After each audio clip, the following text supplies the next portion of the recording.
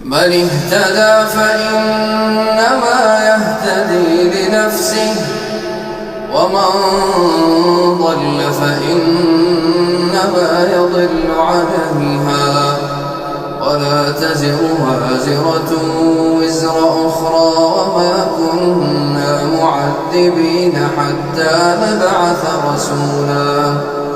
وإذا أردنا أن نهلك قرية أمرنا متر فيها ففسقوا فيها فحق عليها القول فدمرناها تدميرا. وكم أهلكنا من القرون من بعد نوح، وكفى بربك بذنوب عباده خبيرا بصيرا. من كان يريد العاجلة عجلنا له فيها ما نشاء لمن نريد، ثم جعلنا له جهنم يصلاها مذموما مدحورا.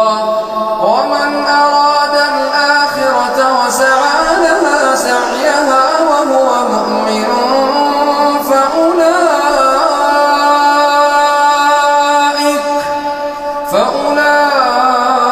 فأولئك كان سعيهم مشكورا. كلا نمد هؤلاء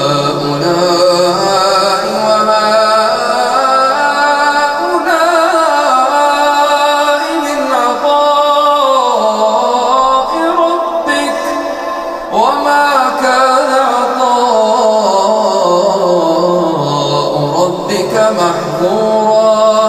انظر كيف فضلنا بعضهم على بعض، وللآخرة أكبر درجات وأكبر تفضيلا. لا تجعل مع الله إلها آخر فتقعد مذموما مخذولا. وقضى ربك ألا تعبدوا إلا إياه وبالوالدين إحسانا. إما يبلغن عندك الكبر أحدهما أو كلاهما فلا تقل لهما أف ولا تنهرهما، وقل لهما قولا كريما. واخفض لهما جناح الذل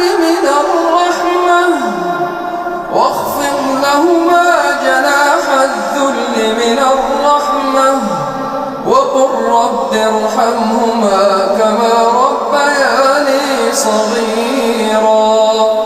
ربكم أعلم بما في نفوسكم، إن تكونوا صالحين فإنه كان للأوابين غفورا.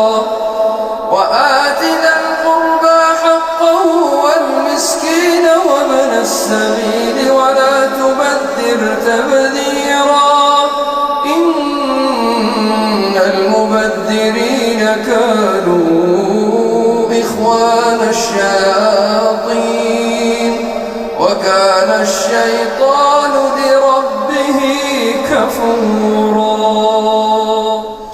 وإما تعرضن عنهم ابتغاء رحمة من ربك ترجوها فقل لهم قولا ميسورا. ولا تجعل يدك مغلولة إلى عنقك ولا تبسطها كل البسط فتقعد ملوما محسورا. إن ربك ربك يبسط الرزق لمن يشاء ويقدر إنه كان بعباده خبيرا بصيرا.